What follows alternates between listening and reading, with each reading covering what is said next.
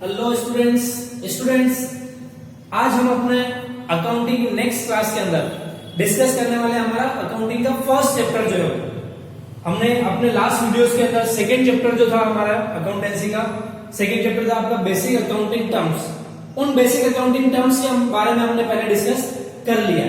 वो second chapter हमने पहले इसलिए स्टार्ट किया था क्योंकि जब तक आप बेसिक टर्म्स जो है अकाउंटिंग के उनके बारे में डिस्कस नहीं करेंगे तब तक अकाउंटिंग के अंदर जो आगे आने वाली चीजें उन चीजों के बारे में या उन टर्मिनोलॉजीज के बारे में पढ़ने में आपको थोड़ी दिक्कत आएगी। इसलिए मैंने सेकंड चैप्टर जो था अकाउंटिंग की बेसिक टर्म्स जो थी वो हमने पहले डिस्कस कर लिया है। आज जो हम डिस्कस करने वाले हैं वो है हमारा अकाउंटिंग का फर्स्ट चैप्टर जो है वो chapter introduction to accounting.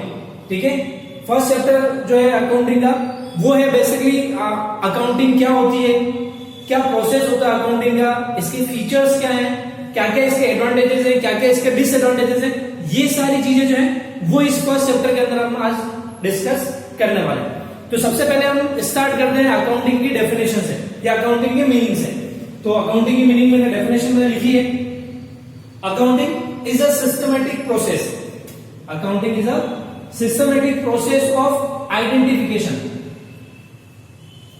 Accounting is a systematic process of identification, recording, classification, summarisation, interpretation and communication of financial transaction to the various users of accounting। क्या डेफिनेशन है अकाउंटिंग की? क्या accounting जो है वो एक सिस्टमैटिक प्रोसेस है। किसका? Accounting is systematic process of identification of financial transaction. सबसे पहले अकाउंटिंग के अंदर फाइनेंशियल ट्रांजेक्शन जो होते हैं उन फाइनेंशियल ट्रांजेक्शंस को आइडेंटिफाई किया जाता है। तो अकाउंटिंग क्या हो गया? Systematic process of identification. Identification के बाद में उन ट्रांजेक्शन को अकाउंटिंग बुक्स के अंदर रिकॉर्ड किया जाता है। तो is a process of recording. Recording के बाद में उनको किया जाता है classification, then summarisation, then interpretation and communication of financial transaction to the various accounting information users. तो अकाउंटिंग क्या है? एक प्रोसेस है पूरा जिसके अंदर ट्रांजेक्शन को किस तरह से आइडेंटिफाइड किया जाता है, उनको अकाउंटिंग बुक्स के अंदर किस तरह से रिकॉर्ड किया जाता है, फिर उनका क्लासिफिकेशन किस तरह से होता है, देन क्लासिफिकेशन के बाद में उनको समराइज किस तरह से करते हैं, एंड देन जो समराइज्ड डेटा है उन समराइज्ड डेटा से एंड रिजल्ट जो कि हमारे फाइनल अकाउंट्स होते हैं वो अकाउंट किस तरह से प्रिपेयर होते हैं। देन उन अकाउंट्स के प्रिपेयर होने के बाद में उन प्रिपेयर्ड अकाउंट्स को वेरियस अकाउंटिंग इंफॉर्मेशन यूजर जो है उन तक किस तरह से कम्युनिकेट किया जाता है।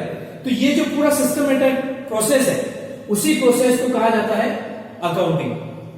समझ में आ गया सबके कि अकाउंटिंग क्या है? प्रोसेस है जिसके अंदर ये सारे जो टर्म्स है वो इंक्लूड की जाती हैं और उसके थ्रू जो है वेरियस अकाउंटिंग इंफॉर्मेशन को यूजर्स तक पहुंचाया जाता है। क्लियर है सबको अकाउंटिंग का मीनिंग? अब हम डिस्कस करने वाले हैं अकाउंटिंग के जो फीचर्स है या अकाउंटिंग के जो कैरेक्टरिस्टिक्स है उनके बारे में। तो अगर आपने डेफिनेशन ध्यान से समझ लिए तो अकाउंटिंग के फीचर्स या उसके जो कैरेक्टरिस्टिक्स है वो कैरेक्टरिस्टिक इजी वे में आप आइडेंटिफाई कर लेंगे। जैसे मैंने कुछ चीजें अंडरलाइन की है इसमें, तो उन्हीं चीजों से आपका कैरेक्टरिस्टिक्स और फीचर्स ऑफ अकाउंटिंग जो है वो आइडेंटिफाइड हो जाएंगे। तो अकाउंटिंग का जो फर्स्ट फीचर है वो है accounting is a art as well as science. Accounting क्या है? आर्ट भी है और साइंस भी है।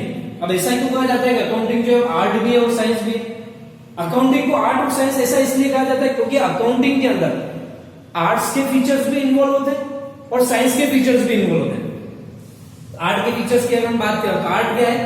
किसी भी चीज को या किसी भी क्रिया को एक सिस्टमेटिक वे के अंदर या हम कहें अच्छे तरीके से कैसे करना है वो एक आर्ट है। To doing a things in a better way is known as art. तो अकाउंटिंग के अंदर आर्ट का ये फीचर इन्वॉल्व होता है कि किसी भी चीज को अच्छे तरीके से कैसे करना है या और भी बेटर तरीके से कैसे करना है वो आर्ट का फीचर है। तो वो अकाउंटिंग के अंदर इन्वॉल्व होता है। Second, science. साइंस जो है, साइंस का मतलब होता है systematic process and systematic doing of anything, कि किसी भी चीज को सिस्टमेटिक वे के अंदर करना ही साइंस है।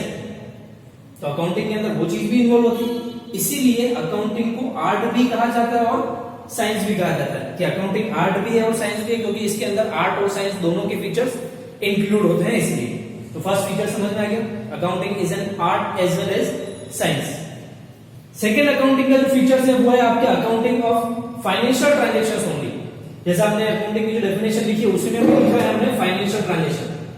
क्या अकाउंटिंग के अंदर केवल फाइनेंशियल ट्रांजेक्शन को ही इन्वॉल्व किया जाता है या इंक्लूड किया जाता है? अब बात आती है फाइनेंशियल ट्रांजेक्शन होते क्या? फाइनेंशियल ट्रांजेक्शन का मतलब ये होता है कि वो ट्रांजेक्शन जिनको in terms of money measure किया जा सके वो कहलाता है फाइनेंशियल ट्रांजेक्शन। क्या? वो सारे बिजनेस ट्रांजेक्शन जिनको in terms of money measure किया जा सके या एक्सप्रेस किया जा सके या कैलकुलेट किया जा सके उनको कहते हैं फाइनेंशियल ट्रांजेक्शन।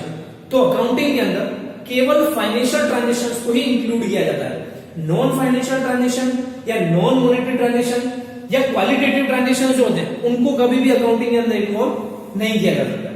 फॉर एग्जांपल बहुत सारे ट्रांजेक्शन ऐसे होते हैं जो बिजनेस में इंपॉर्टेंस तो रखते हैं अपनी, लेकिन इनको इन टर्म्स ऑफ मनी कैलकुलेट नहीं किया जा सकता, तो उन ट्रांजेक्शंस को अकाउंटिंग के अंदर इन्वॉल्व नहीं किया जा सकता। फॉर एग्जांपल जैसे अगर बिजनेस के अंदर किसी तरह की कोई स्ट्राइक हो जाती है, जहां पर फैक्ट्री है या मैन्युफैक्चरर अगर कोई है उसकी फैक्ट्री में अगर किसी तरह से कोई स्ट्राइक हो जाता है, वर्कर्स और मैनेजमेंट के बीच में डिस्प्यूट चलते रहते हैं और उन डिस्प्यूट्स की वजह से अगर स्ट्राइक हो जाता है तो ये जो एक्टिविटी है ये बिजनेस को बहुत ज्यादा अफेक्ट करती है, क्योंकि स्ट्राइक होगी तो ऑब्वियस सी बात है मैन्युफैक्चरिंग वर्क जो एक टाइम पर्टिकुलर टाइम पीरियड के लिए क्लोज हो जाएगा, प्रोडक्शन नहीं होगा, तो इससे बिजनेस बहुत अफेक्ट होगा। लेकिन इसको हम in terms of money measure नहीं कर सकते कि स्ट्राइक हुई है तो उस स्ट्राइक को हम कैसे कैलकुलेट करें फाइनेंशियल टर्म्स में, तो इसलिए उन ट्रांजेक्शन को अकाउंटिंग के अंदर रिकॉर्ड नहीं किया जा सकता। ये और एग्जांपल लेते हैं हम लोग, जैसे क्वालिटी ऑफ मैन पावर, जो वर्कर्स, जो मैनेजर्स, जो एम्प्लॉइज बिजनेस के अंदर वर्क कर रहे हैं उनकी क्वालिटी, उसको हम in terms of money calculate नहीं कर सकते। हाँ, हम ये जरूर कह सकते हैं कि भाई मैनेजर्स को सैलरी ज्यादा मिलती है, जो दूसरे अदर वर्कर्स हैं उनको मैनेजर्स के कंपैरिजन में थोड़ी कम मिलती है, जो फैक्ट्री में काम करने वाले वर्कर्स हैं, जो अनस्किल्ड पर्सन है उनको वेजेस मिलती है, वो और कम मिलती है उनको, तो हम इन टर्म्स ऑफ वेजेस इसको हम बाइफरकेट कर सकते हैं, लेकिन इन सारी चीजों को हम in terms of money measure नहीं कर सकते। इसलिए quality of man power, strikes, disputes between the management and the workers, dispute between the manager and other departments manager, इन सारी चीजों को हम in terms of money measure नहीं कर सकते, तो इसलिए इन सारी चीजों को अकाउंटिंग के अंदर इन्वॉल्व नहीं किया जाता। तो अकाउंटिंग के अंदर केवल कौन से ट्रांजेक्शंस को इंक्लूड किया जाता है? फाइनेंशियल ट्रांजेक्शन को, जिनको हम in terms of money measure कर सकते हो या एक्सप्रेस कर सकते हो। ठीक है, तो आई थिंक ये दोनों फीचर समझ में आ गए होंगे। Accounting is an art as well as science and accounting involves या include only financial transactions. Clear? अब जो आगे के जो फीचर्स हैं उन फीचर्स को आपको याद रखने की जरूरत नहीं। अगर आपने डेफिनेशन अच्छे से याद कर ली है या डेफिनेशन को अच्छे से लर्न कर लिया है, इसको समझ लिया है, तो आगे के जो सारे फीचर्स हैं आपके इस डेफिनेशन से ही बन जाएंगे। देखिए नेक्स्ट फीचर जो है अकाउंटिंग का वो है recording in terms of money. जैसा अभी मैंने फाइनेंशियल ट्रांजेक्शन के अंदर बताया कि वो ट्रांजेक्शन जिनको in terms of money express किया जा सकता है या मेजर किया जा सकता है उनको हम कहते हैं फाइनेंशियल ट्रांजेक्शन। तो अकाउंटिंग के अंदर जो ट्रांजेक्शन रिकॉर्ड किए जाते हैं उनको इन टर्म्स ऑफ मनी ही रिकॉर्ड किया जाता है, यानी और किसी अदर टर्म्स में हम उनको रिकॉर्ड नहीं कर सकते। जैसा कि हम स्टूडेंट्स किसी क्लास में स्टूडेंट की परफॉर्मेंस को मेजर करते हैं तो वो उनके जो marks obtain by that all the students हम उसको उसमें मेजर करते हैं, लेकिन बिजनेस की बात कर रहे हैं हम यहाँ पर, तो बिजनेस के अंदर जो भी ट्रांजेक्शन होते हैं उन ट्रांजेक्शन को इन टर्म्स ऑफ मनी ही मेजर किया जा सकता है या उसके अंदर भी उनको कैलकुलेट किया जाता है। तो अकाउंटिंग का फीचर हो जाएगा कि केवल जिन ट्रांजेक्शन को हम in terms of money measure कर सकते हैं उन्हीं को रिकॉर्ड किया जाएगा और इन टर्म्स ऑफ मनी ही रिकॉर्ड किया जाएगा। जैसे अगर हम बिजनेस ट्रांजेक्शन की बात करें तो हम परचेज सेल शो करेंगे कि हमने इतने रुपए का गुड्स परचेज किया है, इतने रुपए का गुड्स सेल किया है, इतने रुपए के एसेट्स हमने परचेज किए, इतने रुपए के एसेट्स सेल किए, इतने एक्सपेंसेस का हमने पेमेंट किया है, इतनी इनकम हमारे को रिसीव हुई। तो ये सारी चीजें जो हम रिकॉर्ड करेंगे वो किस में रिकॉर्ड होगी? इन टर्म्स ऑफ मनी। ऐसा नहीं होता कि हम क्वांटिटी शो करते हैं कि मैंने 10 आइटम परचेज किए या 50 क्वांटिटी आइटम जो हमने सेल किया। अब ये तो चलो ठीक है 50 आइटम क्वांटिटी इसको हमने शो कर दिया, लेकिन अगर हमको सैलरी शो करनी है, अगर हमको कोई कमीशन शो करना है तो वो कैसे शो करेंगे? तो उसके लिए कोई पर्टिकुलर एक टर्म या एक पर्टिकुलर मेजरमेंट का कोई टूल नहीं है। तो इसलिए अकाउंटिंग के अंदर जो भी ट्रांजेक्शन रिकॉर्ड किया जाता है वो केवल किस टर्म्स में होने चाहिए? इन टर्म्स ऑफ मनी होने चाहिए, जिनको मनी में मेजर किया जा सकता है। Clear? Third feature. Fourth feature पर आते हैं। फोर्थ फीचर है हमारा क्लासिफिकेशन। जैसा आपने अकाउंटिंग की डेफिनेशन में भी देखा, फर्स्ट था हमारा आइडेंटिफिकेशन ऑफ ट्रांजेक्शन। ये आपका इसका पार्ट है फाइनेंशियल ट्रांजेक्शन का, कि हम सबसे पहले ट्रांजेक्शंस को आइडेंटिफाई करते हैं। तो ट्रांजेक्शन कौन से इंक्लूड किए जाते हैं? केवल फाइनेंशियल ट्रांजेक्शन। सेकंड होता है आपका रिकॉर्डिंग, जिसमें उन्हीं ट्रांजेक्शंस को अकाउंटिंग बुक्स जो होती है उनके अंदर रिकॉर्ड किया जाता है। थर्ड आता है क्लासिफिकेशन, जो कि हमारा अकाउंटिंग का फीचर्स भी है, क्लासिफिकेशन या क्लासिफाइंग। अब क्लासिफिकेशन का मतलब क्या है? अकाउंटिंग के अंदर जो ट्रांजेक्शन अकाउंटिंग बुक्स के अंदर रिकॉर्ड किए गए हैं, उन ट्रांजेक्शंस को उनकी नेचर के अकॉर्डिंग या जो सिमिलरिटीज उनके अंदर है उसके अकॉर्डिंग उनको अलग अलग क्लासिफाई कर लिया जाता है। यानी सेम नेचर के जितने भी ट्रांजेक्शंस हैं, उन सेम नेचर के ट्रांजेक्शन को एक पर्टिकुलर हेड के अंदर लिखा जाता है, तो वो कहलाता है क्लासिफिकेशन। तो इससे क्या होता है कि अकाउंटिंग के अंदर जो भी हमने ट्रांजेक्शंस रिकॉर्ड किए जाते हैं वो बल्क में होते हैं, मतलब बहुत ज्यादा ट्रांजेक्शंस उसके अंदर रिकॉर्ड किए जाते हैं। अगर सपोज कीजिए कोई बड़ा बिजनेस है, तो मिनिमम से मिनिमम आप मान करके चलिए दिन के 1000 ट्रांजेक्शन तो होते होंगे उस बिजनेस के अंदर। अगर बड़ा बिजनेस है तो मिनिमम बोल रहा हूं मैं, 1000 ट्रांजेक्शन बहुत कम की बात कर रहा हूं मैं, लेकिन मिनिमम 1000 ट्रांजेक्शन तो उस दिन भर में उस बिजनेस फर्म ने किए होंगे। तो रिकॉर्डिंग के अंदर क्या होता है, उन सारे 1000 ट्रांजेक्शन को रिकॉर्ड किया जाता है। अब अगर उन 1000 ट्रांजेक्शन में से पर्टिकुलर कोई एक ट्रांजेक्शन की पूरी डिटेल मुझे निकालनी हो तो थोड़ा मेरे लिए मुश्किल हो जाएगा, क्योंकि मुझे उन सारे 1000 ट्रांजेक्शन जो है उनको मुझे चेक करना पड़ेगा। तो इसको थोड़ा इजी करने के लिए क्या किया जाता है, क्लासिफिकेशन जो है वो कर दिया जाता है। मतलब उन 1000 ट्रांजेक्शन में जो सिमिलर नेचर के जितने भी ट्रांजेक्शन हैं उनको पर्टिकुलर एक ही जगह पर एक ही हेड के अंडर में नोट कर लिया जाता है, वो कहलाता है क्लासिफिकेशन। तो ये किसका फीचर हो गया? अकाउंटिंग का, क्योंकि अकाउंटिंग का ही पार्ट है। तो अकाउंटिंग के अंदर जो ट्रांजेक्शन रिकॉर्ड किए गए हैं उन ट्रांजेक्शंस को उनके नेचर के अकॉर्डिंग, सिमिलरिटीज के अकॉर्डिंग एक पर्टिकुलर हेड के अंदर रिकॉर्ड किया जाता है, वही कहलाता है क्लासिफिकेशन या क्लासिफाइंग। क्लियर? नेक्स्ट अकाउंटिंग का फीचर है समराइजिंग या समराइजेशन। क्लासिफिकेशन के जस्ट बाद में जो अपना पॉइंट है वो है समराइजेशन। अब जैसे मैंने कहा क्लासिफिकेशन के अंदर जो ट्रांजेक्शन सिमिलर नेचर के उनको पर्टिकुलर हेड के अंदर रिकॉर्ड कर लिया जाता है, लेकिन होता क्या है, बिजनेस जैसा जिस लेवल का बिजनेस है उसके अकॉर्डिंग जो डिफिकल्टीज जो होती है वो बढ़ती जाती है। क्लासिफिकेशन करने के बाद में भी बहुत सारे इतने अकाउंट्स बन जाते हैं कि उनको सर्च करना थोड़ा मुश्किल हो जाता है। तो उसको और इजी बनाने के लिए उनको क्या कर दिया जाता है, उनका समराइजेशन कर दिया जाता है। मतलब उनकी केवल एक लिस्ट प्रिपेयर हो जाती है और उस लिस्ट को देख करके हम बता सकते हैं कि किस पर्सन से हमें कितना अमाउंट रिसीव करना ड्यू है या किसको कितना अमाउंट पे करना ड्यू है, कितनी टोटल हमारे को इनकम पर्टिकुलर हेड से रिसीव हुई है या टोटल कितने एक्सपेंसेस हमारे पर्टिकुलर हेड के अंडर में हमने किए हैं। तो उनको हम क्या करते हैं, समराइज करते हैं। समराइजेशन में होता है एक पर्टिकुलर लिस्ट बनती है, वो कहलाता है समराइजेशन ऑफ ट्रांजेक्शन। तो ये भी अकाउंटिंग का फीचर हो गया कि ट्रांजेक्शन को किस तरह से हमें शॉर्ट से शॉर्ट फॉर्म में लिख लेना ताकि अकाउंटिंग हमारे लिए और इजी हो जाए और टाइम कंज्यूमिंग उसमें कम हो। ठीक है, तो नेक्स्ट हमारा फीचर जो था वो हो गया समराइजेशन। अगला जो अकाउंटिंग का फीचर है, अकाउंटिंग अगला फीचर है हमारा interpretation of the results. Interpretation of the results, इसके अंदर आपके फाइनल अकाउंट जो है वो इंक्लूड किए जाते हैं। फाइनल अकाउंट का मतलब होता है कि हर बिजनेसमैन जो है वो जब बिजनेस स्टार्ट करता है वो एक ही इंटेंशन के साथ में स्टार्ट करता है कि ईयर के एंड में या एक पर्टिकुलर टाइम पीरियड के बाद में उसको पता लगे कि जो बिजनेस वो कर रहा है उस बिजनेस से उसको कितना प्रॉफिट या कितना लॉस हो रहा है। तो उसको कैलकुलेट करने के लिए क्या करता है, वो ईयर के एंड में फाइनल अकाउंट प्रिपेयर करता है। फाइनल अकाउंट के अंदर आपके 3 अकाउंट, नॉर्मली 3 अकाउंट जो है, अगर हम सोल प्रोप्राइटरशिप की बात करें तो नॉर्मली 3 अकाउंट जो है उसमें इंक्लूड किए जाते हैं। फर्स्ट होता है आपके ट्रेडिंग अकाउंट, सेकेंड होता है आपका प्रॉफिट एंड लॉस अकाउंट और थर्ड होती है बैलेंस शीट। तो ये 3 अकाउंट जो है, अगर एक सोल प्रोप्राइटर है तो वो 3 अकाउंट प्रिपेयर करता है to calculate the gross profit और ग्रॉस लॉस और नेट प्रॉफिट और net loss of the business after a certain time period which is generally 1 year called as financial year और accounting year. कि एक particular time period के बाद में वो जानना चाहता है कि उसके बिजनेस को कितना प्रॉफिट हुआ है या कितना लॉस हुआ है, तो उसके लिए वो फाइनल अकाउंट प्रिपेयर करता है जो कि पार्ट है आपके अकाउंटिंग का ही। तो अकाउंटिंग में क्या होगा, इंटरप्रिटेशन होगा ऑफ फाइनल रिजल्ट्स।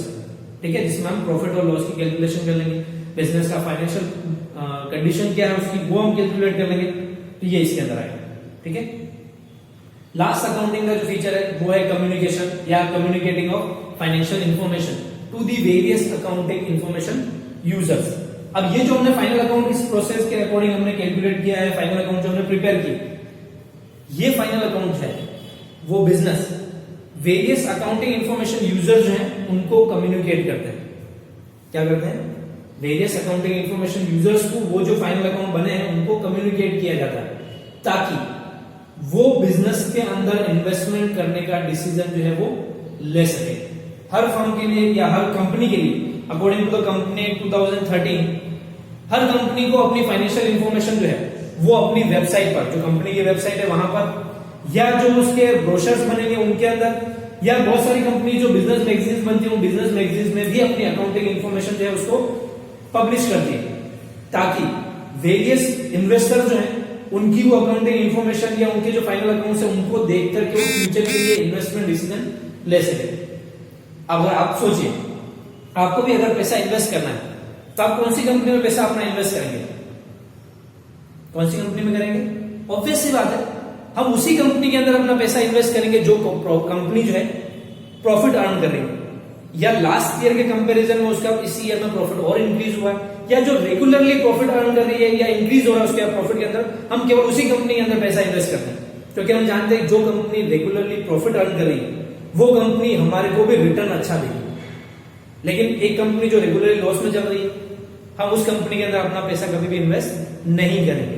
क्यों नहीं करेंगे? क्योंकि हमें पता है कि जो कंपनी ऑलरेडी लॉस में चल रही है और अगर हम उसमें पैसा इन्वेस्ट करेंगे तो ऑब्वियसली हमारा पैसा क्या होगा, हमारा रिटर्न क्या होगा, कम हो जाएगा, या ये भी हो सकता है हमारा सारा पैसा डूब जाए। तो इसलिए हम उन कंपनीज के अंदर अपना पैसा इन्वेस्ट नहीं करते, हम केवल उन्हीं कंपनीज में या उन्हीं फर्म्स के अंदर अपना पैसा इन्वेस्ट करते हैं जो प्रॉफिट में चल रही है। तो अब ये सारी इंफॉर्मेशन हमारे को मिलेगी कहां से? ये सारी इंफॉर्मेशन मिलेगी जो फाइनल अकाउंट उन कंपनीज ने या उन फर्म्स ने प्रिपेयर किए हैं। उन इंफॉर्मेशन को देख करके हम ये डिसाइड करेंगे कि इस कंपनी ने लास्ट ईयर कितना प्रॉफिट अर्न किया था, इस ईयर कितना प्रॉफिट अर्न किया है, इंक्रीज हुआ है उसके अंदर या डिक्रीज हुआ है, आगे इन फ्यूचर उसके प्लान्स क्या है, तो उसके अकॉर्डिंग हम अपना फाइनेंशियल डिसीजन जो है वो लेंगे कि हमें उस कंपनी में पैसा इन्वेस्ट करना चाहिए या नहीं करना चाहिए। तो ये सारी चीजें हमें कहां से पता लगेगी?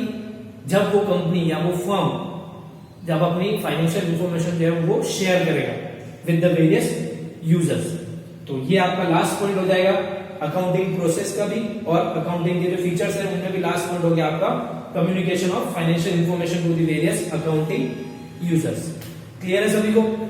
तो स्टूडेंट आज हमने अपने दो topic, first definition of accounting and second features and characteristics of accounting जो है वो डिस्कस कर लिए। ठीक है, तो इसको नोट कर लेना आराम से, जो भी फीचर्स है उनको। बाकी के नेक्स्ट वीडियोस के अंदर हम देखेंगे इसके और